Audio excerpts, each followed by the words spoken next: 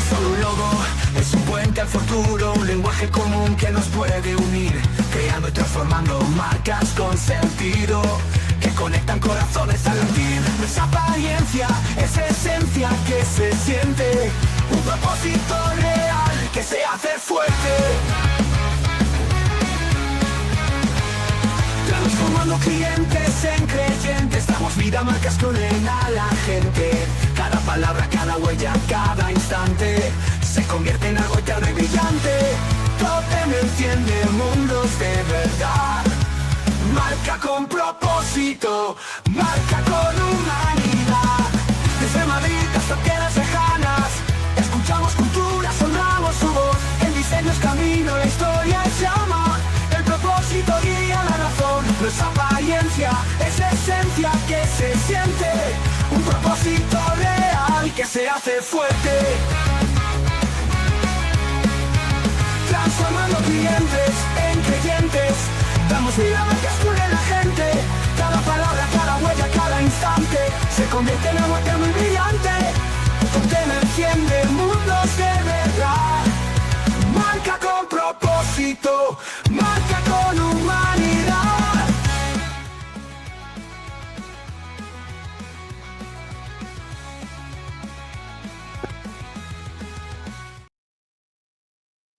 Cuanto más veo este video, más me gusta, así que gracias al equipo Totem Branding y muy especialmente Feli por un videazo espectacular. Pero no venimos a hablar hoy de videos, sino que venimos a hablar de un nuevo invitado. Les quiero contar un poquito, una muy breve historia de cómo surge esta conversación de hoy. Resulta que me invitan a dar una conferencia en un lugar muy exótico del mundo y luego de comer y tal, nos sentamos ahí y me dicen, ahora va a hablar un psiquiatra, un doctor, también es profesor, es divulgador, es investigador, también ha escrito libros. Y entonces yo dije, bueno, voy a coger una almohadita y seguramente me voy a pegar una muy buena siestita. Sin animosidad, dicho todo esto, ¿no? El tipo desde el minuto 0 que pisó el escenario hasta el minuto que se bajó del escenario me tuvo así. Me reí, me emocioné, me hizo pensar, me hizo reflexionar, me generó una empatía, una admiración, unas ganas de escucharlo más y de saber más, que me tomé el atrevimiento y él muy generosamente ha aceptado acompañarnos hoy en Totem Live. No les quiero contar demasiado, pero les digo que es un fuera de serie. Además de todo esto, finalista del Club de la Comedia, gran humorista, pero sobre todo un ser humano extraordinario que habla sin rodeos, habla sin pelos en la lengua y, por supuesto, como no podía ser de otra manera, un tipo de este nivelazo, además es hincha del Atlético de Madrid. Así que, querido Luis Gutiérrez Rojas, muy bienvenido a Totem Live. ¿Cómo estás? Oye, muchísimas gracias. Una presentación. Ya después de esto puedo morir tranquilo. Cuando un argentino hable bien de ti, eso quiere decir que algo has hecho bueno en el mundo. Y nada, hoy un placer. Recuerdo con mucho cariño ese evento en Marrakech. Y nada, yo encantado de estar aquí con toda tu comunidad, que son gente de alto nivel. Y me ha gustado también mucho el vídeo ahí, el vídeo este que hacéis así cibernético. Digo, tengo que hacer una cosa así, de ponerme yo un traje de luces que vengo de otra dimensión. Estás perdiendo tiempo. Urgentemente un video de Luis ahí en plan a salvar la galaxia. Totalmente. Eso, a ver si me asesora. Ahora que ya me ha quedado claro que para necesitas un logotipo, que yo ya lo tengo, o sea, necesito que me metas en este mundo de las marcas. Hablar con Luis requiere que tengas y que tengan todos los que nos están acompañando en este Totem Live, no los 5 sentidos despiertos, todos los sentidos despiertos. El tipo es una luz, va a la velocidad del rayo. Si fuese superhéroe, tal vez podríamos decir que es Flash por la velocidad mental que tiene, pero al mismo tiempo que tiene su humor sagaz, exquisito, el tipo lidia día a día con temas bastante serios y quizás también el humor nos salva. Pero vamos a empezar por lo importante. ¿Quién es Luis Gutiérrez Rojas para don Luis Gutiérrez Rojas? Bueno, yo creo que hay muchas cosas que me definen, ¿no? Fundamentalmente yo creo que lo que más me define lo has dicho tú un poco.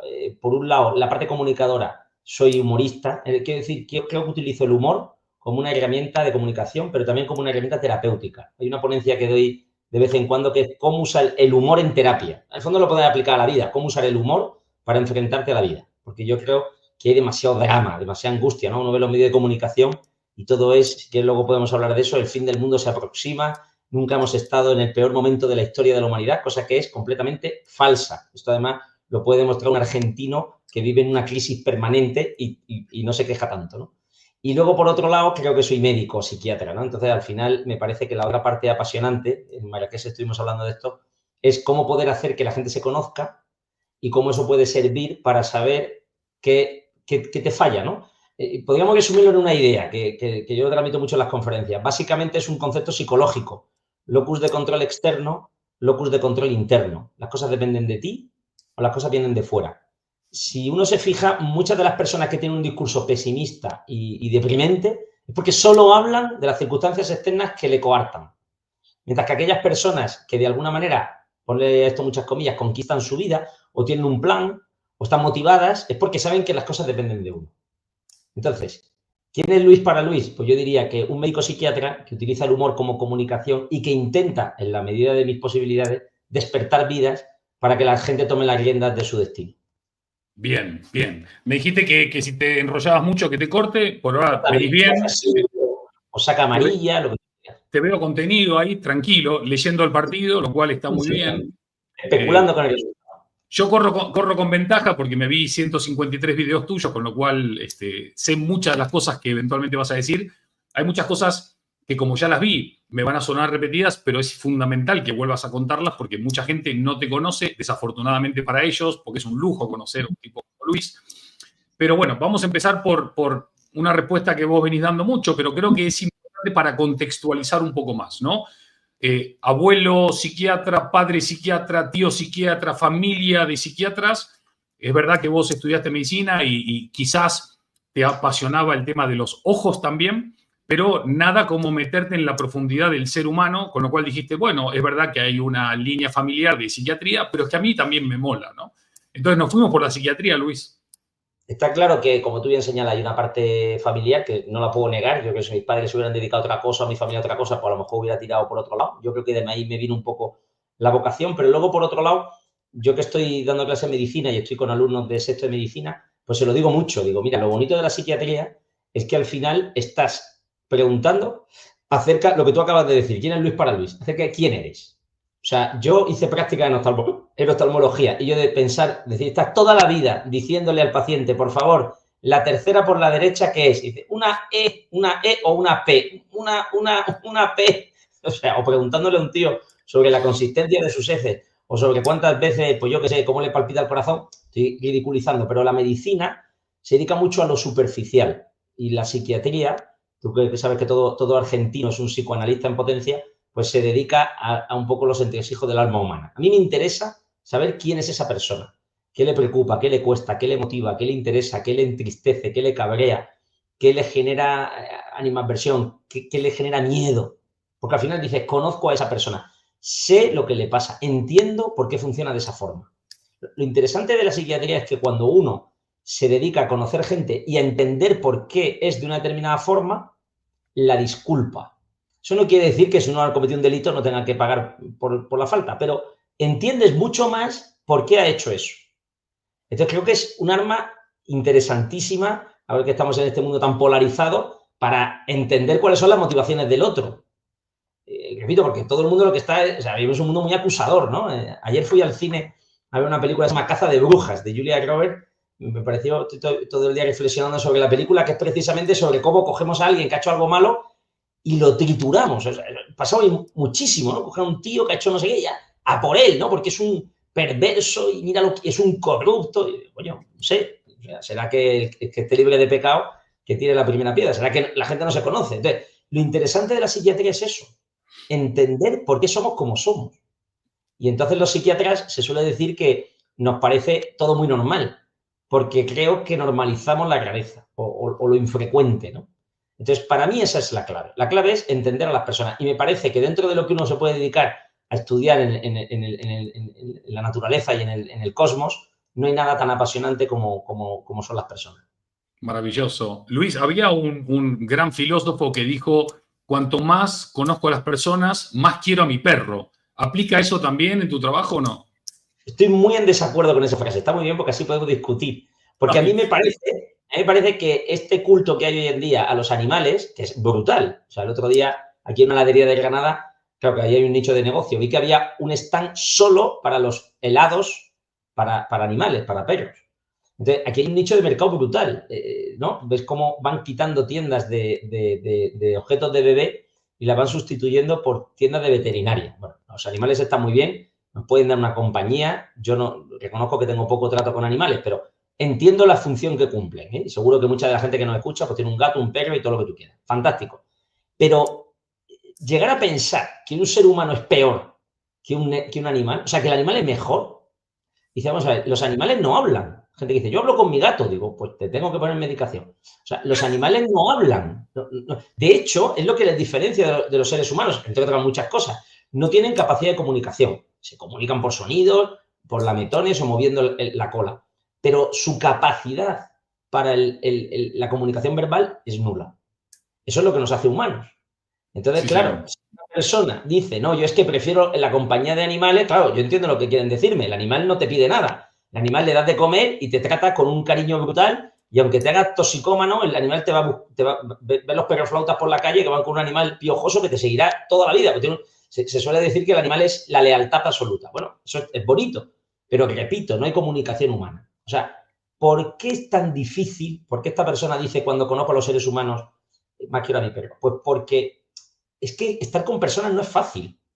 Sartre, que es un filósofo súper optimista, dice, el infierno son los otros. Es decir, es que los otros, las personas que nos rodean, es que no es fácil. Es que tener amigos no es fácil. Es que tener hijos no es fácil.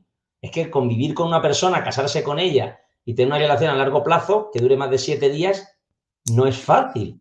Porque la otra persona te dice cosas que uno no quiere escuchar. Te señala tus debilidades.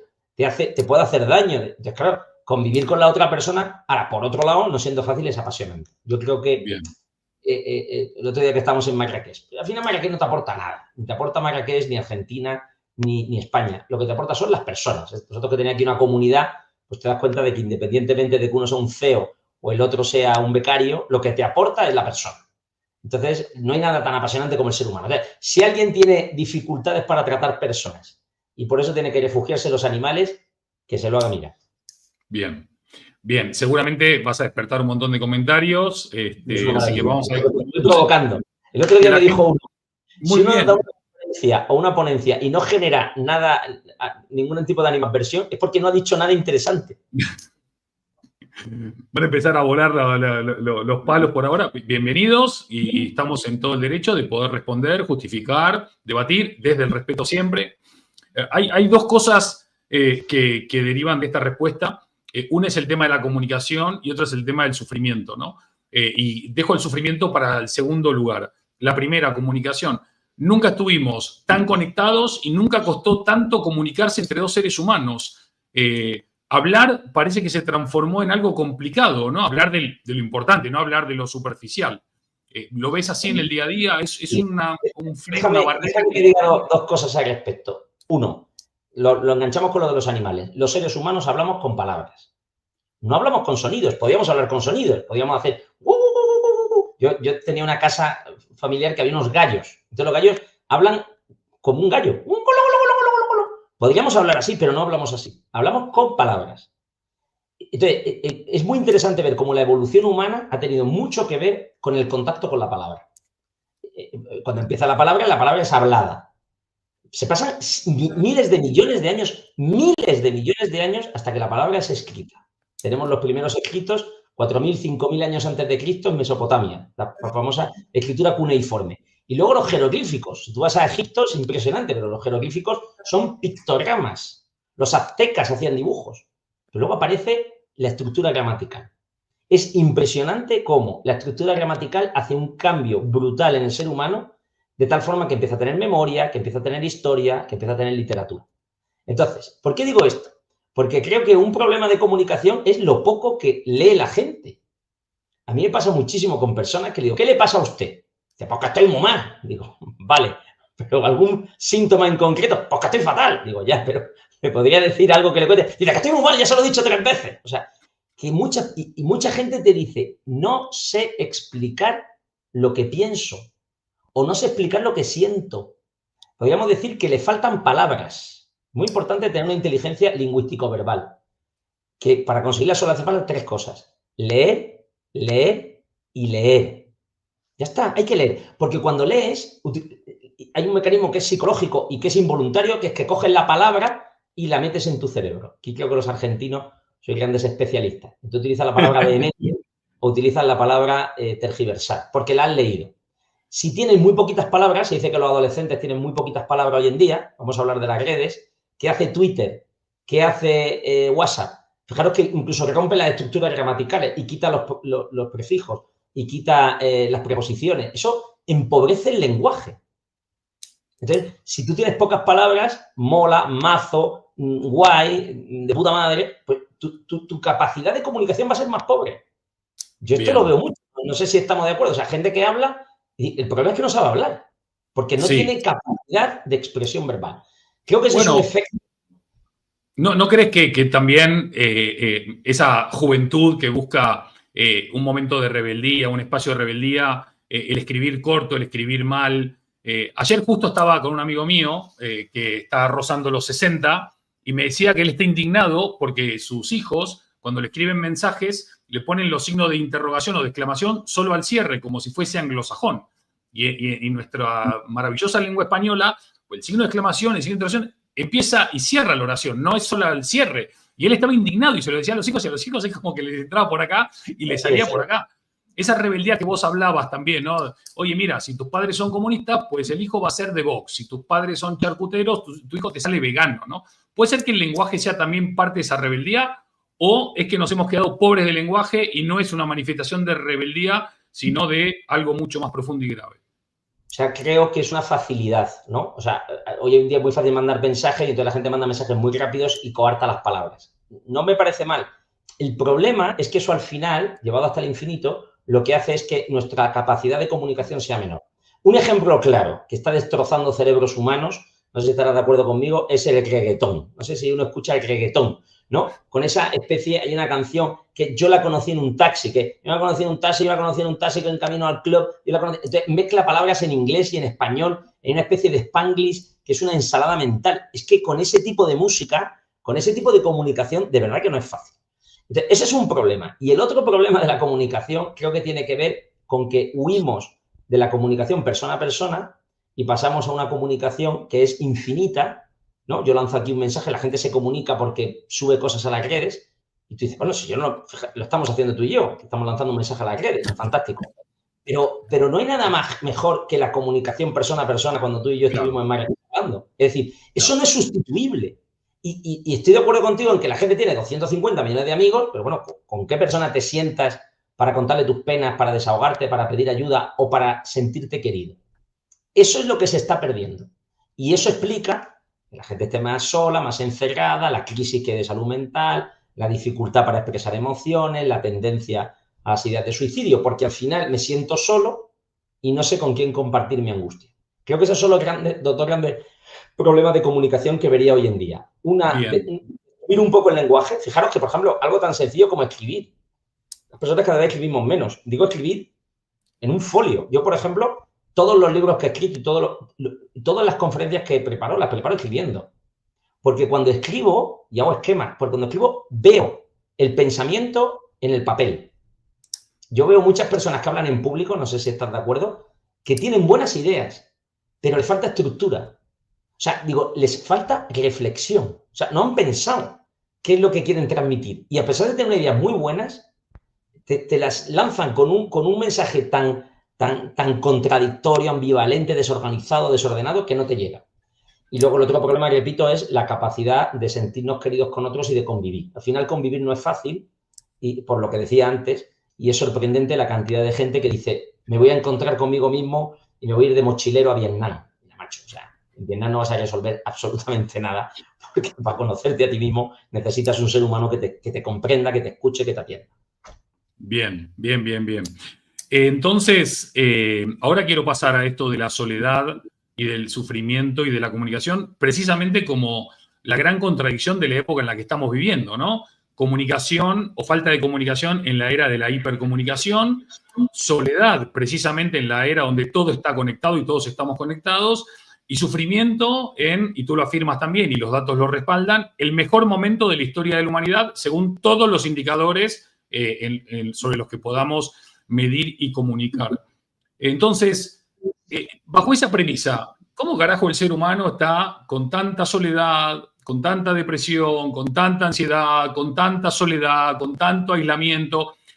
¿Somos masoquistas al final del día?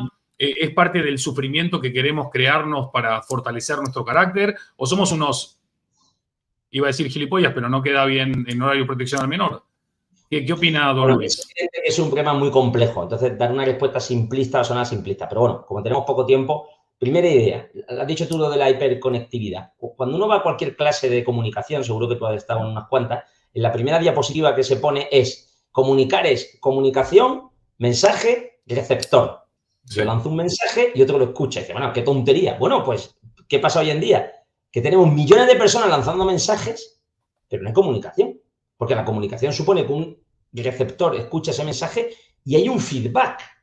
Yo puedo lanzar millones de mensajes o puedo escuchar millones de mensajes a través de podcast, de todo lo que tú quieras. Pero ¿dónde está la comunicación? ¿Dónde está que alguien diga, oiga, perdone, pero eso que estoy diciendo no estoy de acuerdo? O sí, no lo sé, o es matizable. Entonces, falta comunicación, porque lo que hay es millones de emisores lanzando millones de mensajes y receptores que cogen esos mensajes, pero no hay comunicación. La comunicación humana, si yo me voy a tomar una cerveza contigo, empezamos a hablar, en el minuto 4 tú me dirás, pues mira Luis, no estoy de acuerdo. Y entonces, como tú no estás de acuerdo conmigo, me servirá para dos cosas, o para afianzarme en mi posición o para cambiar mi posición. Porque, fíjate, una señal de comunicación es que uno esté dispuesto a cambiar sus posiciones. Este mundo ultra mega polarizado, donde todo es izquierda-derecha, ateos y creyentes, o lo que quieras, ¿no? O madridistas y antimadridistas, pues yo no estoy dispuesto a decirle al otro que puede tener algo de razón. Eso es de un patetismo inhumano, ¿no? Bueno, y lo segundo, ¿por qué existe toda esta crisis a pesar de que, como tú señalas, y estoy muy de acuerdo, todos los grandes paradigmas de la macroeconomía, me está aquí hablando durante horas, ¿no? Número de personas alfabetizadas, número de personas que acceden a agua potable, número de democracias en el mundo, esperanza de vida, personas que salen del umbral de la pobreza, millones y millones y millones de chinos y de indios. El otro día nos lo decía Albert Rivera, ¿no? Dice, solo hay, me parece que dijo la cifra de 300.000 chinos viajando. Prepárate cuando lleguen a 50 millones de chinos viajando. O sea, esto va a ser agotador. ¿Por qué? Porque los chinos están saliendo del umbral de la pobreza y pueden viajar. Todavía un porcentaje ínfimo, pero eso va a ir a más. Bien, ¿por qué a pesar de todo eso la gente vive con esta sensación de angustia? Porque es una contradicción brutal. Yo el otro día me decía una madre, es que mi hijo no come. Doctor, no come. Lleva unos días sin comer. Le digo, ¿sabes cuántas personas murieron de hambre en España el año pasado? ¿Cuántas? Nadie. En España no muere nunca nadie de hambre porque hay comida para regalar, porque hay millones de comedores sociales. Y, bueno, esto nos puede parecer una tontería, es que en los años 50 había una posguerra española donde todos los años morían muchas personas de hambre en España, o morían por desnutrición o por malnutrición. Bien, digo todo esto para situarnos. Creo que la clave, o una de las claves, porque es un problema complejo, tiene que ver con qué. Tiene que ver, yo creo que lo podemos ver si los padres, ¿no? Que tenemos hijos. Si mi hijo tiene de todo, paradójicamente, curiosamente, es infinitamente más débil que si le faltan cosas. Este fin de semana está en Lanzarote dando unas conferencias y hablé con la Cruz Roja. Me decían que ese mismo día habían llegado a las costas de Lanzarote 100 inmigrantes, subsaharianos. Y entonces dicen, es alucinante cómo llegan y entonces te abrazan, te dan las gracias, se ponen a rezarle a Alá. Claro, no tienen un tono neurótico. Imaginaos que un crucero de lujo, el mismo crucero de lujo que llega a Lanzarote, cayera por lo que sea, por una avería y hubiera que sacar a la gente en botes salvavidas. Bueno, llegarían diciendo, esto es indignante, vamos a poner una reclamación, vamos a pedir una indemnización. Todos llegarían quejándose. Claro. ¿Lo ves? Cuando vas en un avión y hay un retraso, la gente se le va la olla. Pancarta, gente insultando, zarandeando a la azafata. La pobre azafata, ¿qué culpa tendrá? Esa es la paradoja. Cuanto mejor vives, cuanto más tienes, cuanto mejor te va, más inútil eres. Cuantas más copas de Europa ganas, más insoportable eres. De ahí viene la mirada triste de Vinicius. Entonces, creo que es importante aceptar. Entonces, si uno quiere educar bien a sus hijos, tú que tienes hijos, es quitarles cosas para que se las ganen. Si yo a mi hijo le pongo una paga y le digo te voy a dar 100 euros a la semana, 400 euros al mes, él no me va a decir gracias, papá. Va a entender que es una especie de derecho que tiene. Yo le digo a mi hijo, no, perdona, las cosas te las ganas tú. Y vas tú y lo miras tú y te apuntas al Carrefour y te pones de reponedor de alimentos. Y dice, oye, papá, que pagan 50 euros Claro, es que ganar dinero cuesta mucho esfuerzo. Y entonces mi hijo, paradójicamente, es más fuerte, más líder, más independiente, más sano mentalmente. Entonces creo que esta crisis de salud mental, repito, es un tema muy complejo, pero una clave sería que las personas tienen mucha dificultad para frustrarse. Yo estoy en un hospital de la Seguridad Social. La media diaria de adolescentes que vienen con ideas de suicidio o habiendo hecho un gesto otolítico dándose cortes en un brazo o tomando pastillas son 3 o 4 al día. Eso es una locura. Y los motivos son porque tengo una ruptura sentimental, porque mis padres me presionan, o sea, cosas muy de adolescente. Dices, pero ¿cómo puede ser eso verdad? O lo ves en la fragilidad de las relaciones humanas. Hay gente que se divorcia porque no queda más remedio. Pero oye, un 60-70% de divorcio. Hay que plantearse el por qué. Y muchas veces cuando hablas con la gente, en el fondo es que no acepto el sufrimiento. De que mi marido es un coñazo y mi mujer es una no sé cuánto. Claro, evidentemente, como todo el mundo. Tú quieres perfecto en este mundo. Creo que esa es parte de la clave. La no aceptación de la espina de la rosa. De la cara B. Y curiosamente, las personas que sufren mucho, ponía el ejemplo de los subsaharianos, fíjate, te doy un dato, Andy. En África, yo he estado con una ONG visitando psiquiátricos africanos, en África el suicidio es anecdótico. ¿Cómo es posible? Personas que tienen SIDA, que no tienen acceso al agua potable, no tienen acceso a la sanidad, han sufrido mucho más los abusos, los conflictos armados, y sin embargo no se matan. Porque entienden que el sufrimiento, pues lo han vivido en sus carnes. Me gusta poner un ejemplo, perdona que me estoy enrollando, pero me gusta poner el ejemplo de las vacunas. ¿Qué es una vacuna? Una vacuna es un bicho. Cuando a alguien le ponemos una vacuna, el tétanos, el sarampión, la difteria, el cólera, no me digas que no suena mal, me voy a meter el cólera. Te estás metiendo bichos en tu cuerpo. Tu cuerpo, tu inmunología se activa frente al antígeno. Necesito meterme el COVID para hacerme inmune al COVID. Es un buen ejemplo.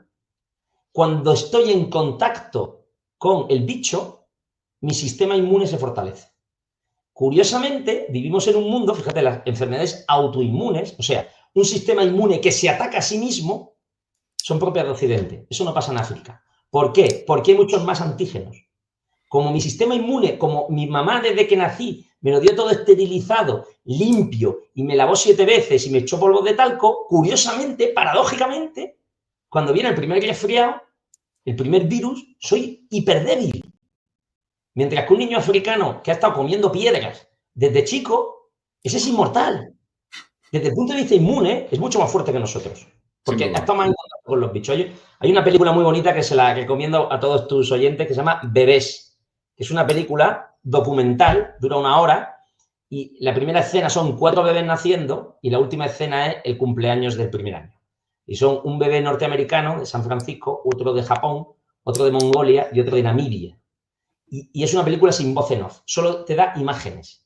Claro, es tan brutal ver cómo crece el bebé de Namibia y ver cómo crece el bebé de San Francisco. Te da tantas claves acerca de la vida. Creo que tiene que ver con esto.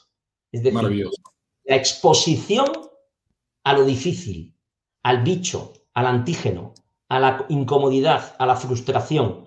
Nosotros estamos muriendo de éxito.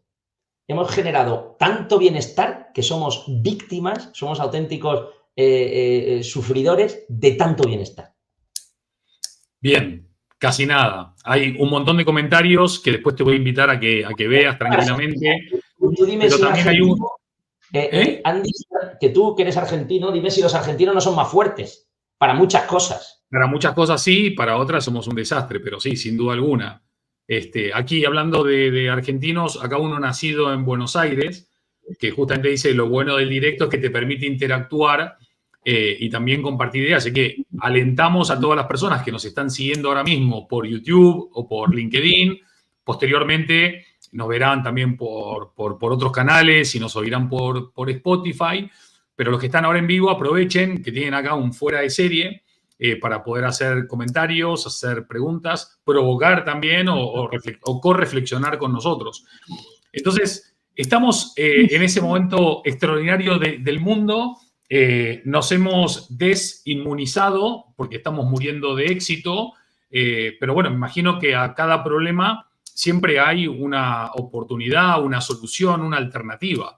Desde tu mirada, y a mí lo que me gusta de tu mirada es que, aparte de que tú hablas muy bien y llenas el escenario y aparte de escribes y das clases y demás, tú estás con los pies en la tierra, tú estás en el mundo real. Tú no hablas desde papers escritos que vienen de la Universidad de X, sino que tú estás ahí, en primera línea de combate, ¿no? Entonces, desde ese lugar, ¿qué hacemos con esto para poder recalcular como seres humanos y reorientar la nave, ayudar a los jóvenes, si es que podemos, también ayudarnos a los menos jóvenes, que también tenemos lo nuestro, ¿no? A mí me parece que yo tengo dos pies, cada uno tiene su mundo, ¿no? Dos pies que me ponen en la tierra, ¿no? Uno sería el profesional. Yo al final me dedico a la patología mental grave. Plantearse que dedicarte a trastorno mental grave va a suponer que tú coges a un paciente, le curas, se recupera y comes perdices, pues es una estupidez. Porque el trastorno mental grave es muy grave. Y porque tiene una cantidad de secuelas brutales. Y el paciente sabe que tú no le puedes resolver la papeleta. El paciente lo que quiere es que le escuches, que le atiendas, que le comprendas, que le sobrelleves, que le consueles, que le soportes. Me parece muy interesante porque tú no coges una esquizofrenia, un trastorno bipolar y lo resuelves. Venga, ya. Ni de broma. Vas buscando pequeñas mejorías y luego pasos para atrás. Entonces, me parece que eso me pone muy en la tierra. O sea, ya sé que esto va a ser difícil. Y el segundo pie es el Atlético de Madrid, que sabes que aunque te gastes 300 millones en fichajes, pues vas a estar en una especie de sufrimiento continuo con esa gran bestia blanca que es el Madrid que gana siempre. Entonces, creo que eso, lo digo un poco de broma, pero lo digo en serio, me parece que te sitúa la tierra. Entonces, tú dices, ¿qué soluciones hay? Para empezar, yo creo que darse cuenta de que no hay un punto final. Yo creo que la gente se deprime cuando llega a ese punto final. Si tú me preguntaras, oye Luis, ¿a ti qué te gustaría? Pues me gustaría ser catedrático. Ya que estoy de titular, me ha costado mucho pues, ser catedrático. Ya estoy con los papeles. Ahora, realmente, si yo fuera catedrático, si consiguiera esa plaza, mi vida sería maravillosa. Ya todo se resolvería. Sería una bellísima persona y el sabio. No. De hecho, los gitanos, que son gente muy inteligente, tienen una maldición, que es la maldición gitana, que dice, ojalá que se cumplan tus sueños. Porque cuando consigues eso que tanto anhelas, te das cuenta que eso no te llena. No hay nada humano que nos llene. Ni aunque el Atlético gane la Copa de Europa, que no sé si lo veré alguna vez, o conseguir, pues no sé, el proyecto ese que quieres, tú que te dedicas a las marcas, pues ojalá esta marca me fichara. Pues muy bien, te va a hacer eso mejor, vas a ser mucho más profesional, tú a ti mismo vas a decir soy el mejor. No, es evidente que si montas un negocio y ninguna marca acude a ti, pues tío, háztelo mirar porque algo estás haciendo mal. Pero no hay nada que te vaya a completar. O sea, estamos incompletos. Yo creo que eso es una idea clásica, ¿no? Los clásicos decían que somos una media esfera, una media naranja, que nos completa el amor, pero también el amor humano te defrauda muchas veces, y los hijos te defraudan, y el matrimonio te defrauda. ¿Por qué? Porque todos estamos llenos de defectos. Aceptar eso, que suena frustrante, al contrario, te da muchísimas herramientas, porque cuando aparece la cara B, dices, pues ya lo sé yo, si yo ya sabía que esto iba a ser así, si yo ya sabía que esto no me iba a dar la felicidad. Entonces, ¿qué persona está motivada? La que es capaz de estar continuamente buscando nuevos retos. ¿Has visto la cantidad de gente en España y en Europa que se deprime cuando se jubila? ¿O la cantidad de padres y madres que se deprimen cuando los hijos se van de casa? Hablamos del nido vacío. Mujeres que se han volcado en la maternidad, que es una maravilla, y cuando los hijos se van, dice, ¿qué sentido tiene mi vida? Porque además dicen, es que mis hijos no han hecho por mí lo que yo he hecho por ellos. Hombre, pues claro, se gasta una pasta para los hijos se lo gastan para los nietos y para arriba como mucho te llega una ayuda a domicilio. Es decir, que uno acepta eso como parte del juego. Y eso lo has leído en libros, claro, si lo has visto en películas y en buenas novelas. Entonces sabes que la vida es así. Repito, lejos de ser frustrante, es apasionante. Porque Bien. el que está siempre buscando nuevos retos, nuevas motivaciones, nuevas ilusiones, es una persona que se mantiene viva. El que pone todo su empeño en un lo que sea, un premio, un objetivo. Me acuerdo un amigo mío que decía, Luis, mi objetivo es ganar 1 millón de euros. Me voy a comprar una casa en la playa y tal.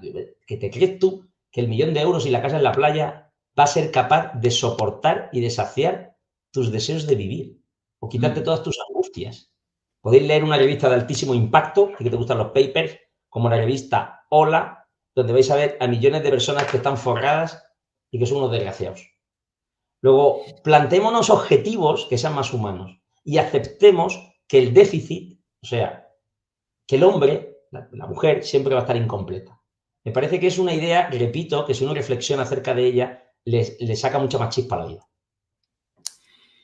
Mira vos, cada frase que decís, cada reflexión que compartís, viene tan llena de sabiduría vital que creo que es transversal a prácticamente todas las personas que nos estén viendo y oyendo ahora mismo. Y creo que está bueno poder hablar sin rodeos de los problemas también, porque si no los hablamos por nombre y apellido, no los podemos solucionar, ¿no? Como decías antes, los argentinos nacemos prácticamente con el pan bajo el brazo y con un psicólogo que te toma de la mano por el otro brazo, ¿no? Entonces nos psicoanalizamos de toda la vida. Para el argentino, hablar de sus problemas es el pan nuestro de cada día. Sin embargo, yo siento que en España no es tan así. Te cuesta mucho más hablar de lo que está ahí dentro, ¿no? Ese snorkel que vos hablás, ¿no? De meterte adentro del ser humano y recorrerlo. ¿Crees que eso es algo que las nuevas generaciones lo están transformando, que se está hablando un poquito más, que encontramos en la vulnerabilidad no fragilidad, sino fortaleza, o es más de lo mismo? Creo que eso es una cosa buena, ¿no? Creo que también la gente habla muy mal de las nuevas generaciones. Creo que las nuevas generaciones en general han perdido más el miedo a hablar y eso creo que es bueno. Y no es tan difícil, repito, si eres capaz de establecer un lazo de unión, que la persona te cuente que se siente, como tú señalas, que se siente vulnerable. Lo decías, ¿no? Efectivamente, el carácter español a veces... el contar algo que te incomoda, que te angustia, que te molesta, se puede ver como una señal de debilidad. O que tú no tengas herramientas para enfrentarte al sufrimiento, algunos lo interpretan como que eres de una personalidad débil, ¿no? Podríamos resumirlo en esa frase que tiene tintes machistas de los chicos no lloran, ¿no? Es decir, tú le echas narices y te callas y te aguantas, ¿no? Y eso hace que la gente explote. Porque todos tenemos problemas. Hay un escritor que me flipa, que es David Foster Wallace, que además es muy triste porque fue un escritor muy, muy depresivo que murió por suicidio consumado. Pero tiene unos libros espectaculares donde habla del sufrimiento. Y una de las frases que dice, que me gusta mucho, dice, cuando tú a alguien le dices, ¿qué te pasa? Él puede decirte, no, no me pasa nada. Digo, no, pero ¿qué te pasa? Pero cuéntame qué te pasa. Y entonces si eres capaz de que empiece a hablar, porque a todo el mundo le pasa algo. Claro. El tío más rico del mundo, el tío que se supone que tiene todos sus deseos más saciados, bueno, si me apuras es el que a más cosas le pasan. Hay una frase brutal de Abderramán III, que fue califa en Córdoba, que fue una persona que en toda la batalla ganó, siempre derrotó a los cristianos y vivía en Medina Zahara, una ciudad que era espectacular, ¿no? Con una cantidad de palmeras, con fuentes de mercurio, ¿no? O sea, nunca jamás llegó con un harén con 50 mujeres, una cosa alucinante. Y él decía, si yo contara, decía él, los días que he sido feliz en este mundo no suman más de 8. Es decir, que la sensación, repito, de estar incompleto...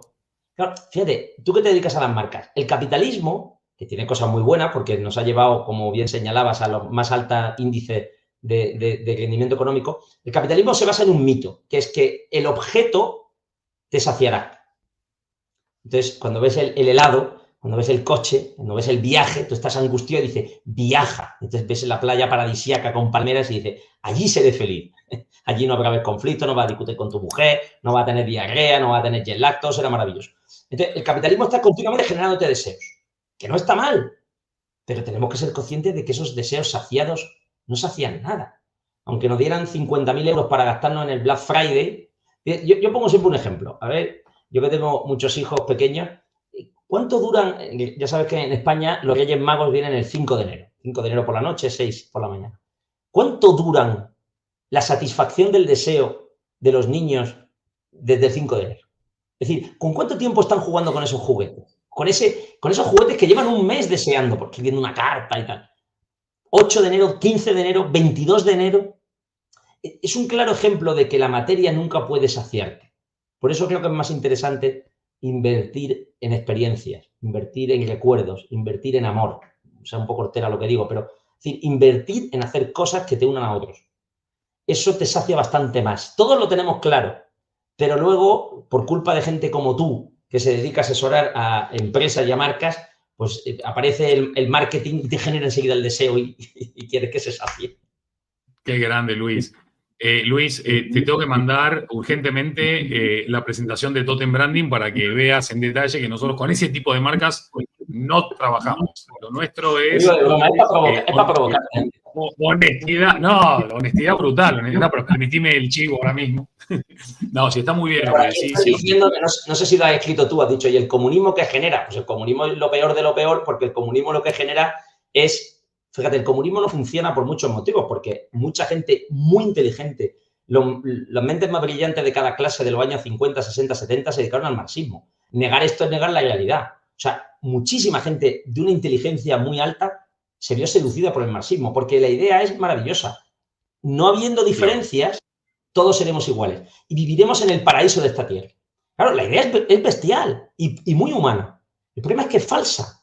¿Por qué es falsa? Porque los seres humanos no somos iguales. Claro que somos iguales en dignidad y derechos, pero somos totalmente distintos.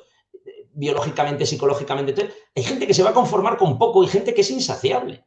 Entonces, el comunismo no funciona porque es igualar a todos a la baja. Entonces, es patético. O sea, el capitalismo funciona porque es infinitamente, o sea, antropológicamente, es más verdadero. Y es que las personas tenemos ambición y queremos ser mejores y queremos que haya diferencias. Porque es muy injusto que a todo el mundo se le ponga un 10. Esto que pasa a veces en el sistema educativo. Dice, es que un suspenso le va a frustrar. Bueno, pues nada, pues apruebe usted a todo el mundo. Así generará usted la manada de inútiles que está generando.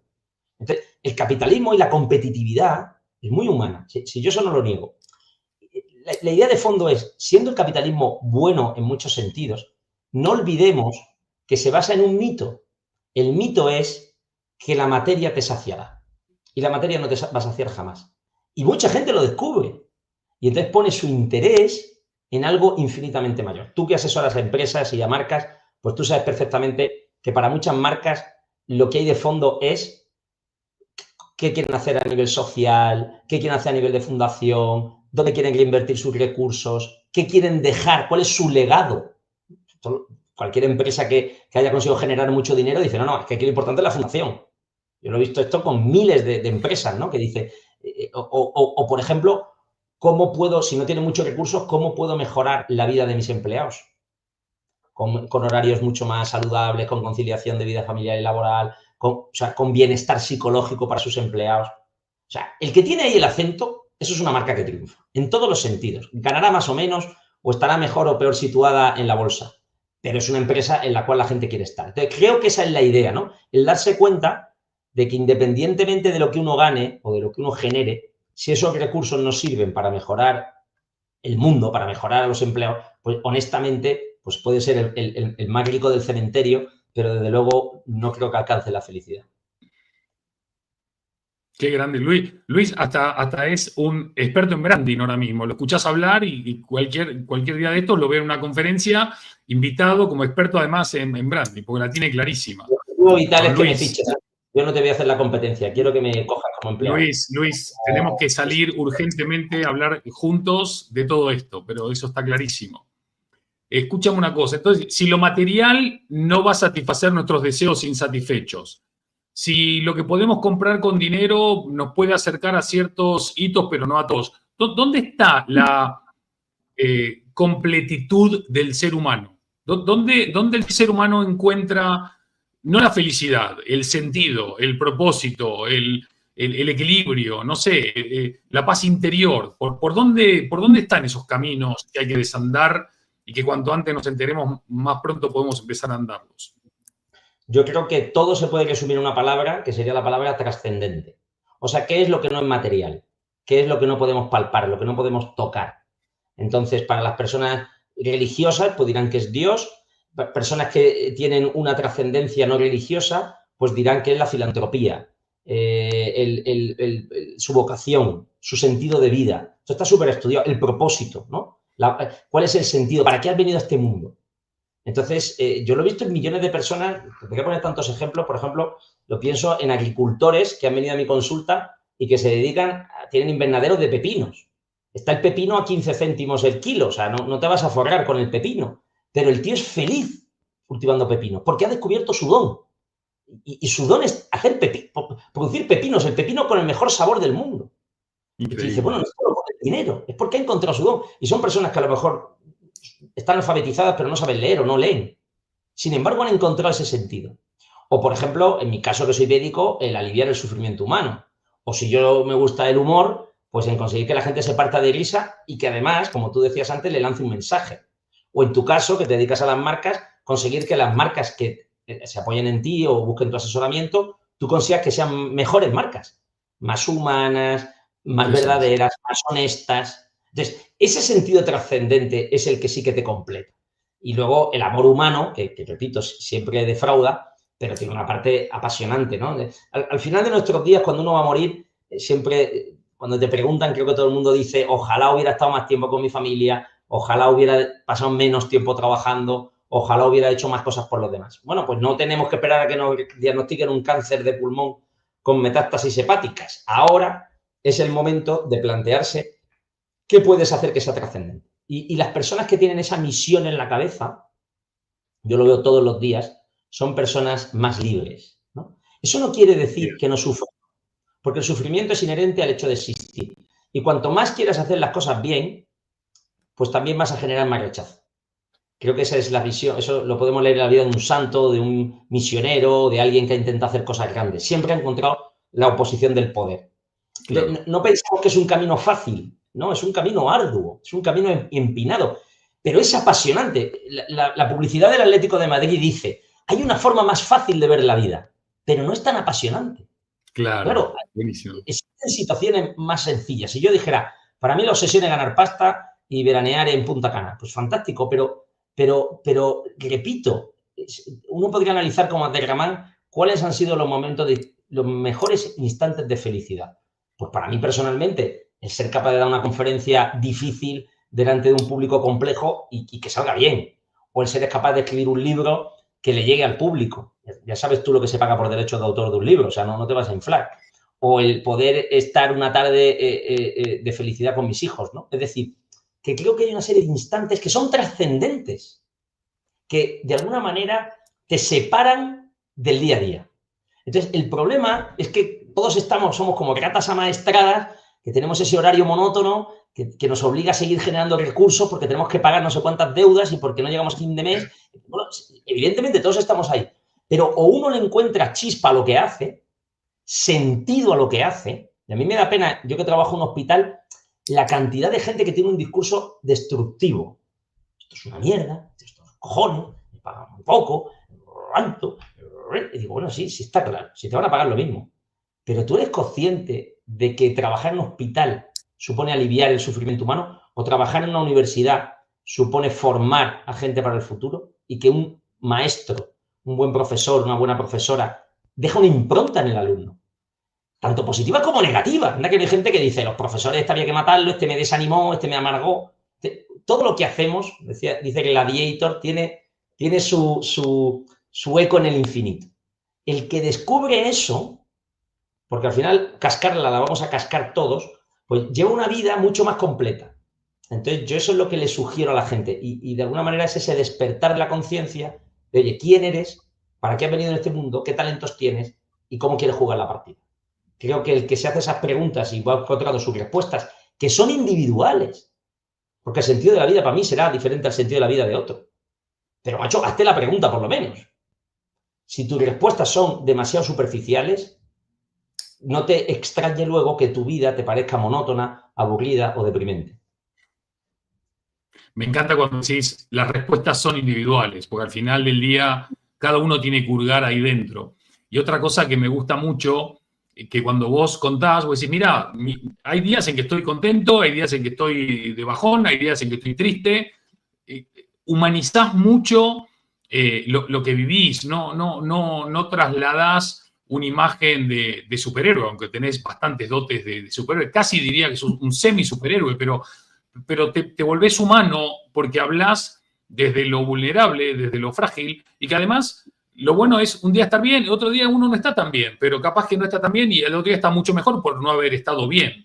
Y aprovechás esos tropezones, que no caídas, para refortalecerte, ¿no? Y me gusta cómo lo trasladás, porque entonces desdramatizás el que un día uno esté triste, que no pasa nada con estar triste, ¿no? El drama sería nunca estar de ningún tipo de sentimiento o emoción. No es solo, Andy, que no pasa nada, es que es bueno estar triste. Si uno se lo plantea, si uno ve la historia de los pensadores, de los artistas, la tristeza ha sido muchísimo más productiva que la alegría. Porque si yo estoy contento y estoy feliz y estoy contento, ¿por qué me dedico? Pues a la feria, a conocer mujeres, a pasármelo bien, a beber cerveza y a bailar tangos. Bueno, pero eso no aporta nada. Si tú te vas al Museo del Prado y te coges, no sé, los cuadros de Goya o de Van Gogh o de Rembrandt, pues son gente con una vida súper compleja. Si tú te lees Dostoyevsky, mira, macho, Dostoyevsky no le alegra la huerta. O Tolstoy, una cosa. O sea, si tú te coges un libro, claro, compara a Tolstoy con Paulo Coelho. No sé si me puedo meter con Paulo Coelho, que ya me molestó porque un tío que vendió cantidad de millones de ejemplares. Digo, no me extraña, así está el mundo. Es decir, es que a veces las respuestas que uno ve en los podcasts o en Instagram y tal son de un simplismo atroz.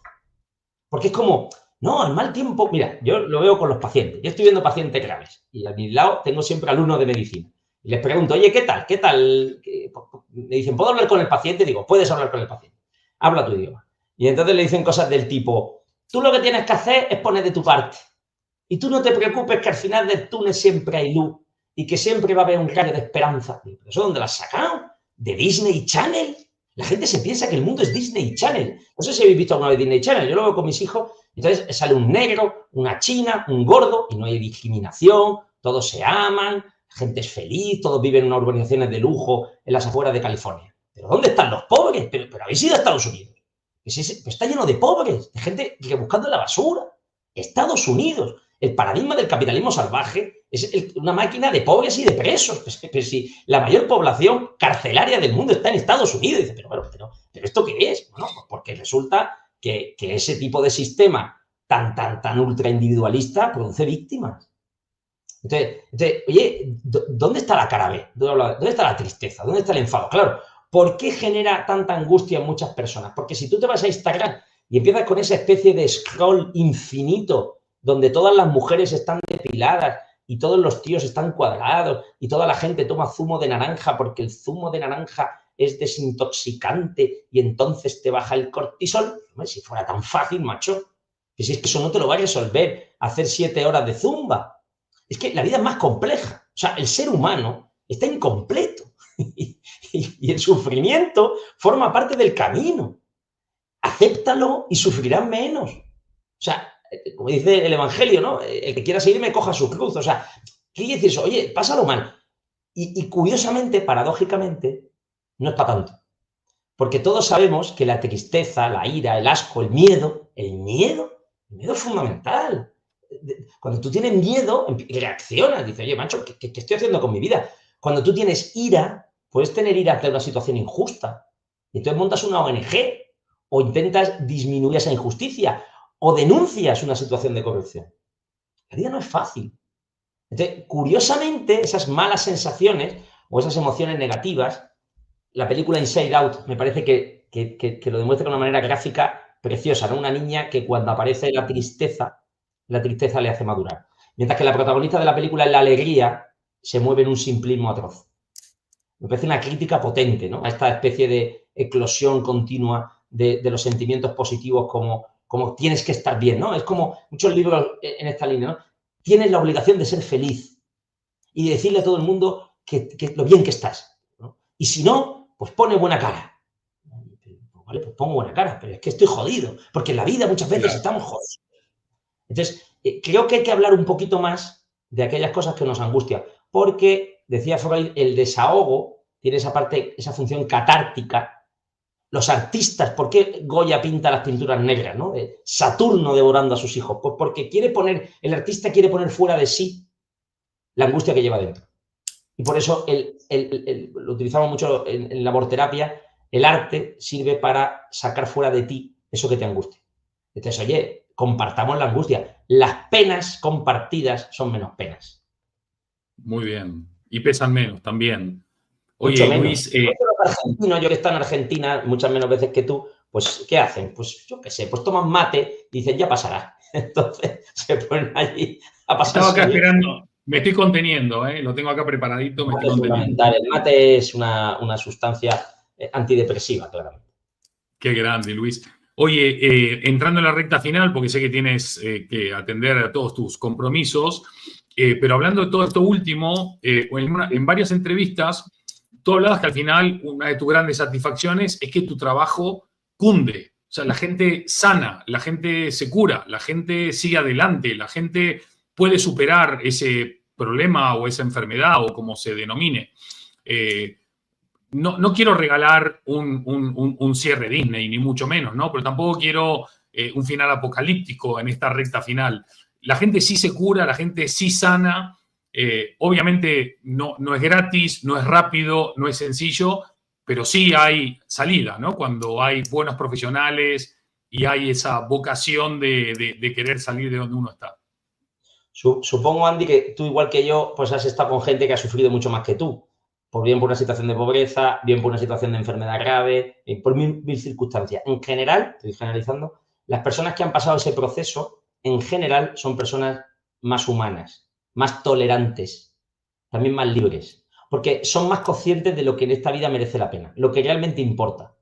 Entonces, a mí me parece, cuando dice lo de sanar, hombre, sobre todo es cuando uno entiende que le ha tocado vivir pues con una esquizofrenia, con un trastorno de la personalidad, con un TDAH, el cuadro que sea. Y entonces lo asume. Entonces, cuando uno asume las cosas, sufre menos. Porque dice, esto es lo que tengo, esto es el tratamiento que tengo que tomar, o estas son la psicoterapia que tengo que seguir, o estas son las pautas que debo de llevar en mi vida para llevar una vida sana. O para que este trastorno se note menos, o no me genere tanto sufrimiento. Como han tenido que enfrentarse a una enfermedad, han tenido que enfrentarse a algo que seguramente les vino dado, porque la inmensa mayoría de las enfermedades uno no las busca, se las encuentra. Entonces, creo que esa es la parte optimista, porque en el fondo, incluso la persona más sana del mundo, que no tenga ninguna enfermedad psíquica ni mental, tendrá otras cosas. Entonces, oye, de alguna manera, el que ha tenido que enfrentarse a una enfermedad de joven, de alguna manera ha hecho la mili, o sea, se ha tenido que enfrentar a algo porque le ha costado mucho. Estaba pensando ahora mismo en una chica que trato que tiene diabetes mellitus tipo 1, o sea, una enfermedad que ya de pequeño pues tienes que estar pinchándote insulina, poniéndote un detector y un sensor para el azúcar. Y ella me decía al principio, decía, Luis, es que, ¿por qué me ha tocado a mí esto? O sea, de todo mi grupo de amigas, la única que tiene diabetes soy yo. ¿Pero por qué? Bueno, te puedes tirar 12 años preguntándote el por qué, no hay respuesta. El hecho que tú tienes diabetes y las otras no. Ahora, ¿es la diabetes algo malo? Sí. ¿Tiene algo bueno? Sí. Porque te va a hacer más humana, más tolerante, porque te va a hacer esforzarte más, porque vas a tener un mayor control de lo que comes, porque te va a hacer conocer más lo bueno que es estar sano, vas a valorar más la salud, vas a ser más tolerante con gente que pasa por una situación difícil. Todo lo malo, hay un refrán que dice, no hay mal que por bien no venga. Creo que es el refrán que más transforma, como dices tú, el drama apocalíptico en algo bueno. Entonces, seamos capaces de darnos cuenta de que la sociedad necesita tener enfermos. No porque los busquemos, sino porque está en la naturaleza. Es más.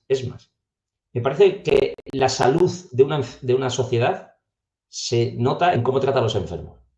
Por ejemplo, África, que ha salido ya varias veces en esta conversación. África, que es un continente aparentemente más pobre, más inculto, más atrasado. Mira cómo cuidan a los ancianos. Es una cosa impresionante. O sea, ven cómo tratamos en Europa a los ancianos y dicen, macho, vosotros estáis mal de la cabeza. Entonces, quizás darnos cuenta de que hay personas que sufren es lo que nos hace más humanos. Entonces, esa enfermedad, cuando uno encuentra la enseñanza que tiene, ya no se empieza a ver como una especie de, no sé, ¿no? de castigo divino que he recibido y que tengo que soportarlo. Al revés, se le da la vuelta. Creo que esto puede pasar con todo en la vida. Darle la vuelta a las cosas malas que uno tiene. Maravilloso. Luis, ya cerrando casi, ¿te jode que cada vez que tenés una entrevista te pregunten cómo es tener 7 hijos? ¿Te molesta? ¿Te da lo mismo? ¿Te gusta? Tengo una obligación moral. O sea, yo entiendo que haya mucha gente que no tenga 7 hijos y que es mejor que no se reproduzca porque, claro, tiene una dotación genética que el propio Darwin diría, mira, lo mejor es que tú te extingas y tal. No, lo digo de broma. Pero no me fastidia.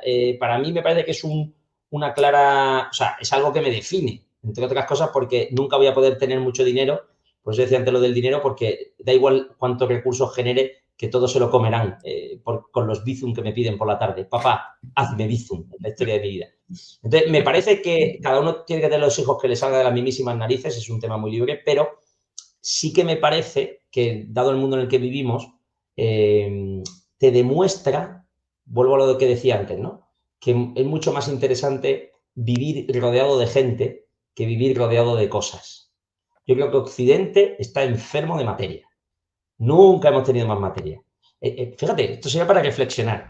Andy, ¿cómo es posible que viviendo el mejor momento de la historia de la humanidad, las sociedades occidentales modernas, las sociedades del bienestar, tengan una tasa de natalidad que no repuebla la especie?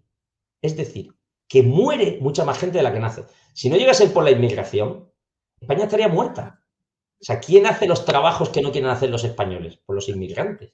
Esto es alucinante que encima uno escuche mensajes xenófobos. Entonces, oye, ¿por qué? Entonces la gente dirá, pues porque no hay acceso a la vivienda, porque hay menos... Bueno, sí, de acuerdo, hay una serie de motivos sociales. Pero el principal no es ese. El principal motivo es porque la gente ha perdido la esperanza. Yo lo veo con alumnos de medicina que me dicen, no voy a ser padre nunca, pues no voy a ser madre nunca. ¿Por qué? Porque el mundo está muy mal. ¿Que el mundo está muy mal? Digo yo que en la guerra civil española estaría peor. Sí, ¿comparado con qué, no? Siempre. La tasa de natalidad durante la guerra civil española fue más alta que la que tenemos ahora. Parece que todo es para reflexionar. Entonces, mensaje de esperanza. Oiga, hay que intentar que todo el mundo tenga los hijos que quiera. Yo que voy por la calle con mis hijos, la gente me para, me clava las uñas y me dice, ojalá hubiera tenido más. Muchísima gente me dice eso. Coño, pues seamos socialdemócratas y traigamos políticas natalistas que hagan que las personas tengan... porque al final un hijo y una hija es lo que te va a trascender. Antes hablábamos de trascendencia. Es lo que te va...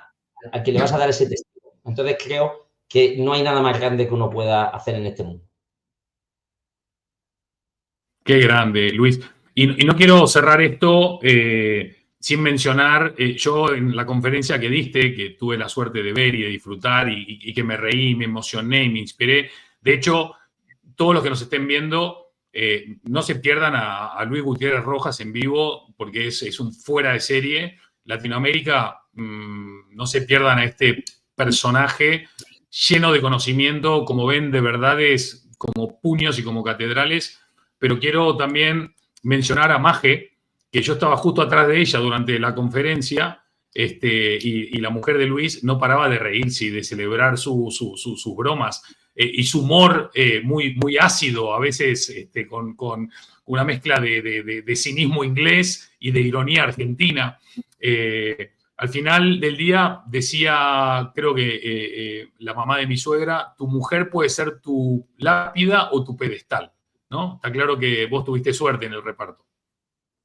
Bueno, sí, por supuesto. O sea, el gran éxito mío es la mujer que tengo, que efectivamente me apoya al 100%, que se sigue riendo después de haber escuchado el mismo chiste 50.000 veces. Esto es importante. Entonces, para eso lo importante es que todas las partes administrativas y todo lo que uno gane lo haga se lo lleve tu mujer y se lo lleva a ella. Y entonces, pues, por supuesto, se ríe mucho más porque se acuerda de lo que me van a pagar. Te lo digo de broma. Por cierto, dada tu generosidad para toda, que me brindas para toda la gente que me esté escuchando del público latinoamericano, desde Estados Unidos para abajo, pues yo encantado de participar en actividades. Hace poco, en el mes de agosto, estuve dando una gira de conferencias por Colombia y en Argentina también he estado en otros países y la verdad es que estaría encantado de que pudiéramos hacer allí cosas porque lo decimos abiertamente, ¿no? Al final, España es un poco la madre patria. Yo me siento muy cómodo cuando uno va a estos países y recibe un cariño brutal por parte de las personas cuando sabes que eres español, que compartes idioma, cultura, forma de entender el mundo. Creo que eso nos une tantísimo que hace que uno cuando va a países más del entorno más británico, más de la Commonwealth, pues se siente siempre como un ciudadano de segunda, ¿no? Entonces creo que estos lazos hay que establecerlos fuertes y que además uno ha visto el crecimiento que está teniendo Latinoamérica en muchos sentidos y que ojalá que vaya para arriba y que, repito, los lazos de unión con España hay que seguir manteniendo. Totalmente. Y si alguien tiene alguna duda de cómo contactar con Luis, pondremos los datos de contacto aquí en comentarios y si alguien no puede ver los datos de contacto, me escribe, me llama, me conecta o lo busca Luis, que está por todos lados. Hay que hacerlo a través de algo extraordinario. Y se lleva un porcentaje de todo lo que yo cobro. Y entonces... Ahí está. Si no, acá o ganamos todos o tiramos al río. Oye, Luis, y ahora sí, antes de despedirme, una de las bellas tradiciones que tenemos en los Totem Live, desde la temporada 1 hasta ahora, hasta la sexta, que vamos por ahora por la sexta, es que el cierre lo hace el invitado. Luego yo ya me despido y aprieto el botón de finalizar transmisión en vivo, pero el mensaje final es del invitado. Hoy, cámaras y micrófonos hasta la bella ciudad de Granada, don Luis Gutiérrez Rojas, para todos ustedes.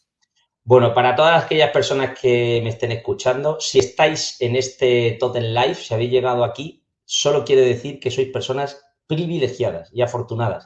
Seguramente porque por vuestro nivel de conocimiento, por vuestro nivel de interés, por lo que intentáis hacer en crecimiento personal, pues os ha llevado a estar en este podcast. Con lo cual, el mensaje es, eres privilegiado, reconócelo, no te quejes tanto, e intenta poner tus talentos al servicio de los demás. El que está preocupado por aliviar el sufrimiento ajeno, paradójicamente, sorprendentemente, deja de sufrir.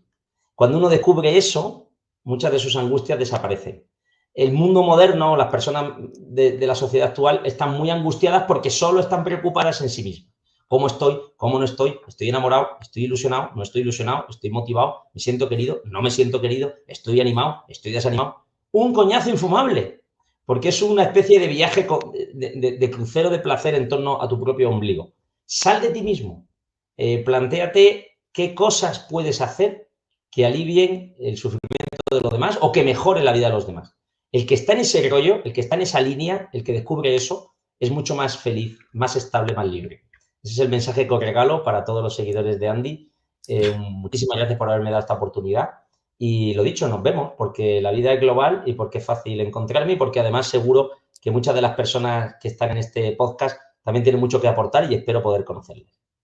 Grande, Luis. 1.000.000 de gracias de todo corazón a vos, a todas las personas que nos acompañan en cada episodio de Totem Live.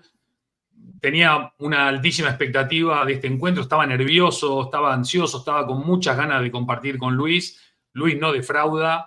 En el escenario, tomando un desayuno en el hotel de Marrakech, en el pasillo de un aeropuerto. El tipo es un fuera de serie, enorme profesional, mejor persona. A mí es una cosa que me gusta decir. Para mí no existe un gran profesional que no sea una gran persona. Luis es un claro ejemplo de eso.